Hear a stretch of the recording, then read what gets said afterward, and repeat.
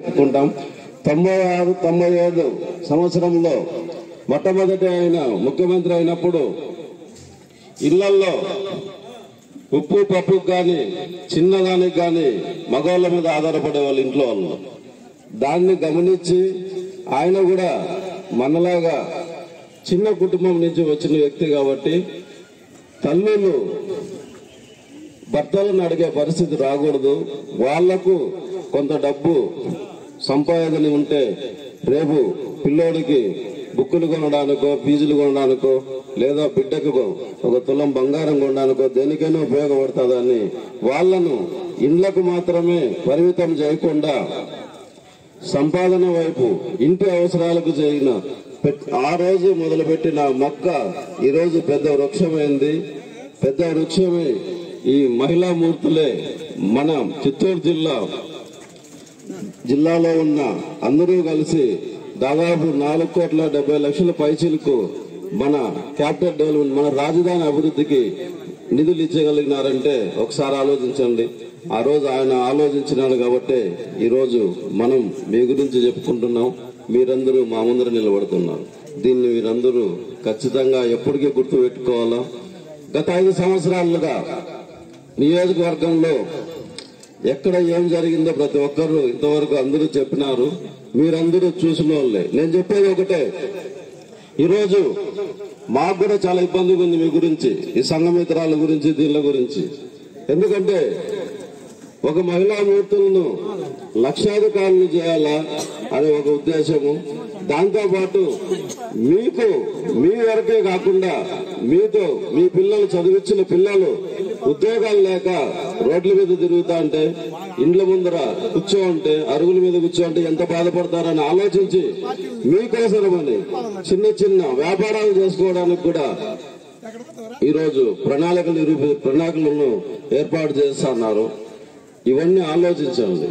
గత 5 సంవత్సరాలుగా రాష్ట్రము ఎంత భ్రష్టు పట్టింది, 11 లక్షల కోట్ల అప్పులు లేకపోయింది.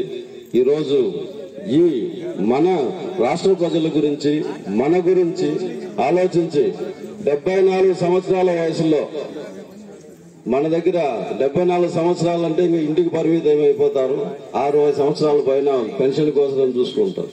కానీ 74 సంవత్సరాల వయసులో రాష్ట్రం అంతా కలయి తిరిగి అందరినీ చైతన్యవంతం చేసి ఈరోజు 164 సీట్లతో మన ప్రభుత్వం ఏర్పాటైందంటే దానికి ముఖ్య కారణం ప్రజలను చైతన్యపరచడానికి ఎంతగానో ఉపయోగపడిన మన ప్రభుత్వ ఉద్యోగులకు ఎప్పుడు మనం రుణపడి ఉండాలా. Thank you to for all government employees. ఇప్పుడు మన కారణాల గురించి కొందరు గ్రామస్తులు కొన్ని విన్నపాలు ఇచ్చినారు. అవి ఏమంటే మన ఆర్ఓ మిషన్ పనిచేయడం లేదు, వాటర్ లేదని. సెక్రటరీ గారు ఎక్కడున్నారు? Katnagal secretary, panchayat secretary, panchayat secretary Srinivasulu రావాల్సిందిగా. ఏం చేస్తున్నారు లోపల?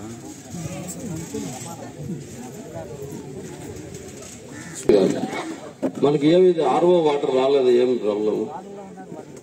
మోటార్ కాలిపోతే మీరు వేయించలేదు. యుఆర్డి గారికి ఆల్రెడీ మేము చెప్పడం జరిగింది. మొదలపల్లి ఏమిస్తున్నాం కట్టించడానికి. మీకు ఒకటే చెప్తాన్నా, ఏ చిన్న పైపు కూడా తమ్మోలపల్లి కాన్స్టిట్యున్సీ లో ఉండే షాపుల్లోనే కొనాల. దానికోసమే ముందున్న వాళ్ళను కూడా ఎవరైతే మనకు మోటార్లు ఇవి సప్లై చేస్తారో వాళ్ళందరినీ తీసేసి ఖచ్చితంగా మీరు ఇక్కడే కొనాలని చెప్పి ఈఓ గారికి కూడా ఇన్స్ట్రక్షన్స్ ఇవ్వడం జరిగింది. ఇది కొంచెం చూసుకోండి సార్. మాకు స్వార్థం ఉంది. తమ్మోలపల్లి నియోజకవర్గంలో ఎందుకు కొన్నామంటే మా డబ్బులు మా దగ్గరే ఉండాల. మా వాళ్ళు ఏమన్నా కొన్నా ఉద్యోగం చేసినా రేపు వచ్చే రెవెన్యూ కూడా అంతా మా దగ్గర ఉంటేనే మా కాన్స్టిట్యున్సీ డెవలప్ అవుతుంది. అందుకనే మీకు ఈ ఆర్డబ్ల్యూఎస్ ఈ మోటార్ వాళ్ళని కానీ పైప్ లైన్ వాళ్ళని కానీ వీళ్ళందరినీ మన దగ్గర ఉన్న షాపుల దగ్గర కొనమన్నాం. ఖచ్చితంగా మీరు మదనపల్లి బెంగళూరు పోద్దండి, మా దగ్గర ₹1 ఎక్కువైనా కొనండి, మా ప్రభుత్వం భరిస్తారు. నియోజకవర్గం అభివృద్ధి చెందాలి. దాన్ని ఖచ్చితంగా తొందరగా సాల్వ్ చేయండి. ఎలక్ట్రికల్ ఏఈ ఉత్తన్న గారు.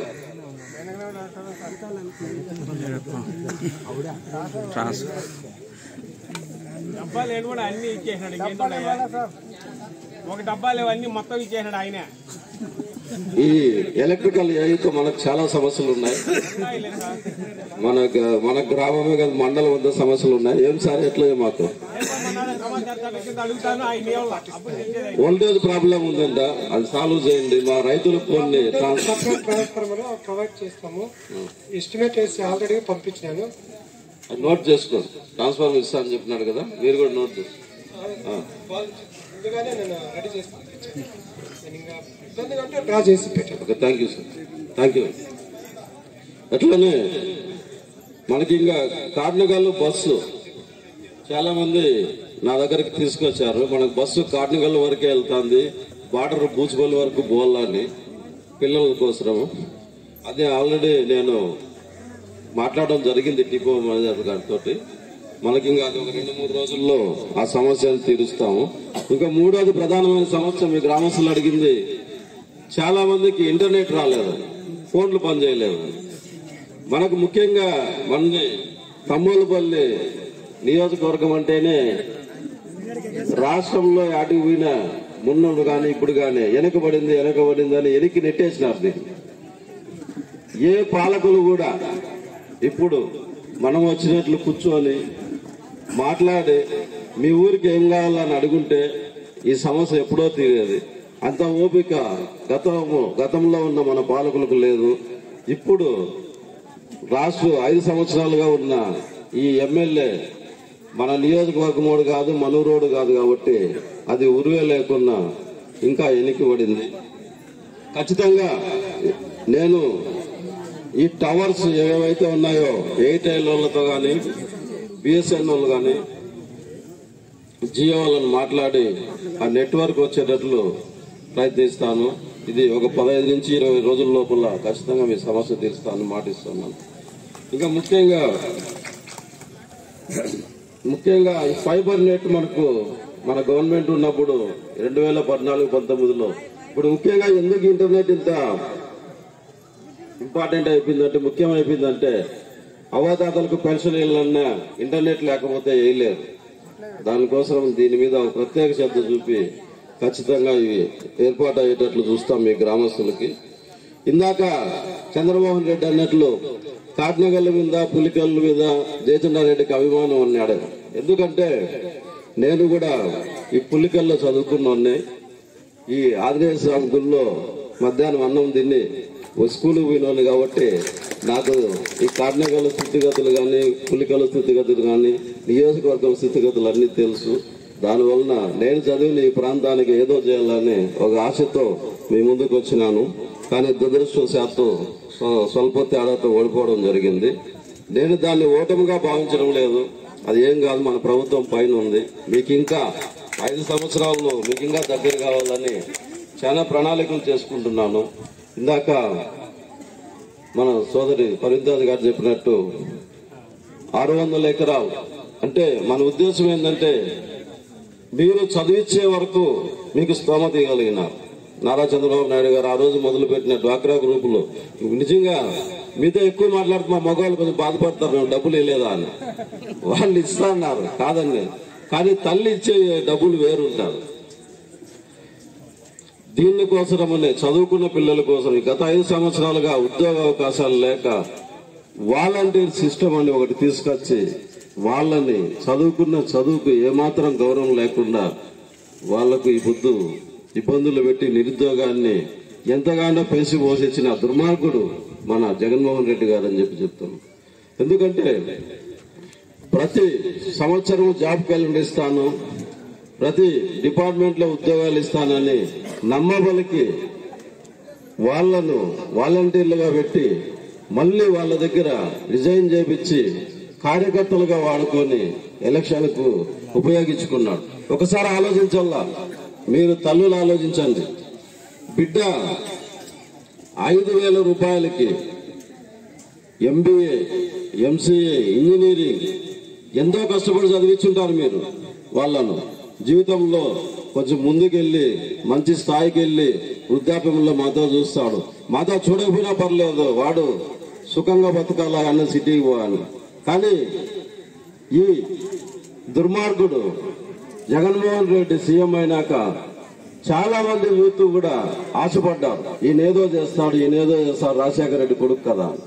కానీ ఏమైంది, 5 సంవత్సరాల్లో ఏ ఉద్యోగం లేకుండా కేవలం సచివాలయం ఉద్యోగాలతో సర్దిపెట్టి మిగతా డిపార్ట్మెంట్లలో మిగతా ప్రభుత్వ కార్యాలయాల్లో ఏ ఉద్యోగం భర్తీ చేయకుండా దాదాపుగా 4 నుంచి 4.5 లక్షల యూత్ అని ఈరోజు నిరుద్యోగులుగా చేసినారు.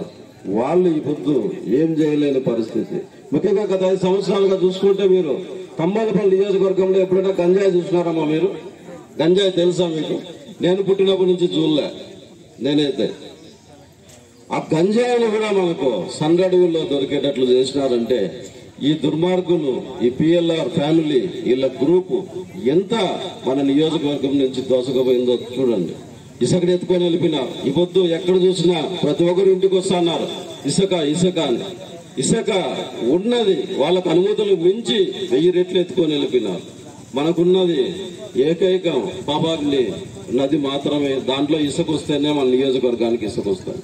అట్లాంటి ఇసుకను ఇంకా 20 సంవత్సరాలుగా ఉండాల్సిన ఇసుకను అమ్ముకొని ఈరోజు మనకు ఇసుక లేకుండా చేసి భవన కార్మికులు ఎవరైతే ఉన్నారో వాళ్ళ పొట్టగొడుతా ఉన్నారు. ఇవన్నీ గుర్తుపెట్టుకోండి. ఇది మంచి ప్రభుత్వం. 100 రోజుల్లోనే మనం పేరు తెచ్చుకోగలిగినామంటే దానికంతా మూలం మీరే. దాంతోపాటు మన ప్రభుత్వం ఏమాత్రం ఉన్న ఈ గవర్నమెంట్ సిబ్బందిని ప్రెజర్ చేయకుండా వాళ్లకు ఇచ్చిన ఫ్రీనెస్ అని చెప్పుకోవాలి. ముఖ్యంగా మా నాయకులు కూడా చెప్తున్నాను, గవర్నమెంట్ ఉద్యోగులు మనకు శత్రువులు కాదు.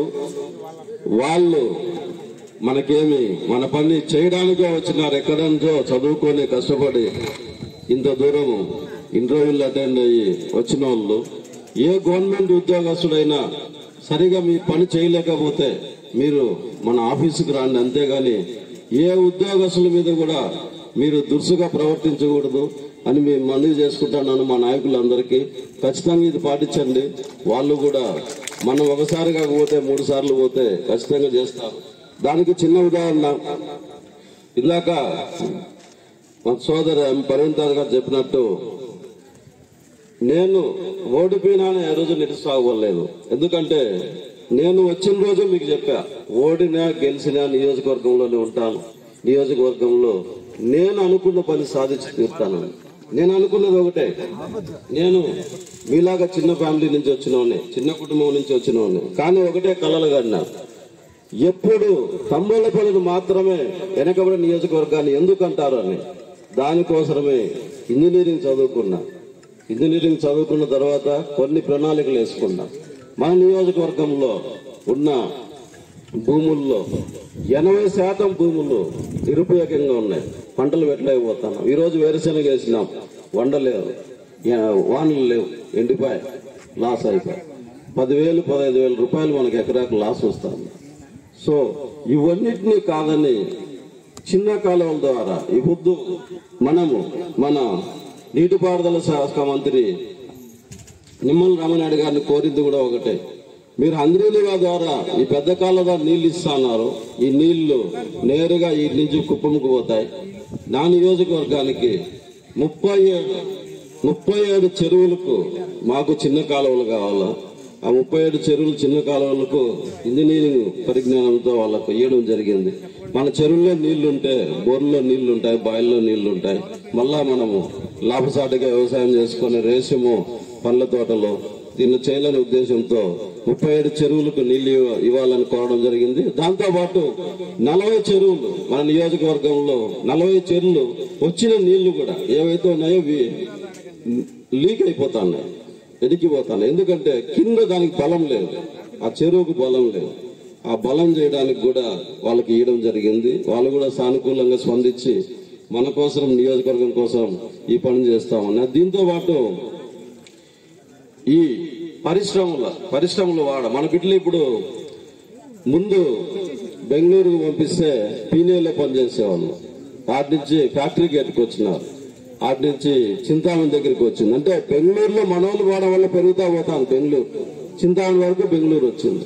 కానీ మన నియోజకవర్గంలో మన ఊరి యాదు కూడా పెరగల, ఈడే ఉంది.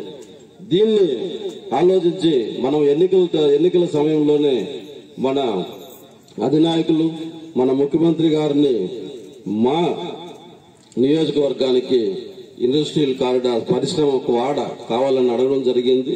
దానికోసం వాళ్ళు భూములు సేకరించమన్నారు. ఇంతవరకే మన పీటీ మనలో కూడా మనం గార్మెంట్స్ కానీ దీనికి మంచి డిమాండ్ ఉంది. దానికోసమని మన ఎంఆర్ఓ గారిని కూడా ఒకసారి ఆలోచించి మాకు భూములు ఏమైనా గవర్నమెంట్ ల్యాండ్స్ ఉంటే ఇవ్వండి. ఆల్రెడీ కురువలకోట్ల మండలంలో మనకు ఒక 600 ఎకరాలు ఎంఆర్ఓ గారు గుర్తించినారు. ఇవేమంటే ఆ గవర్నమెంట్ భూములు మనం వాడుకుంటే ఇప్పుడు చిన్న చెప్తాం 600 ఎకరాల్లో మనకు ఒక 20 పరిశ్రమలు వస్తాయి. 20 పరిశ్రమలు వస్తే మనకు దాదాపు 5,000 మంది ఉద్యోగస్తులు ఆడొస్తారు.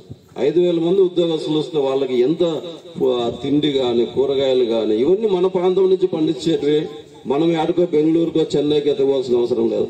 దానికోసం అని మొదటి రోజు నుంచి నేను అడుగుతా అంటే నన్ను ఈడేదో మాట్లాడతాడు, వాళ్ళని తిట్టాడు, వీళ్ళని తిట్టాడు, ఈడెంతసేపు పరిశ్రమలు అంటాడు, నేను ఉద్యోగాలు ఇప్పిస్తా అంటాడని చాలా మంది నన్ను తిట్టుకున్న వాళ్ళు కూడా ఉన్నారు, మా నాయకులు కార్యకర్తలు.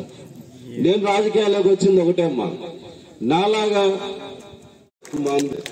తమ్మలపల్లి నియోజకవర్గం కూడా దగ్గరలో ఉన్న మదనపల్లి లాగాను చింతామణి లాగాను పెద్దదైతుందన్న ఉద్దేశం. దీంట్లో ఒక స్వార్థం ఉంది. మనమంతా వ్యవసాయం చేసుకునే వాళ్ళం. ఇప్పుడు భూములు 5 లక్షలు 10 లక్షలకు అమ్ముతా ఉన్నాం. అదే ఈ పరిశ్రమలు వచ్చి ఇల్లు రియల్ ఎస్టేట్ పెరిగితే భూములు 2-3 కోట్లు అవుతాయి. మనం కూడా మిగతా వాళ్ళ మాదిరే దర్జాగా పెళ్లిళ్ళు గాని పేరంటాలు గాని ఏవైనా చేసుకోవాలని ఒక స్వార్థంతో నేను దీని గురించి ఎక్కువ చేస్తాను. దీంతో పాటు మనం పవన్ కళ్యాణ్ గారు ఆయన సహకారం ఎంతో ఉంది. మనం మినిస్టర్గా ఉండడం వలన మనకు నిధులు ఇమ్మీడియట్ గా ఇవ్వడం జరిగింది. దానికి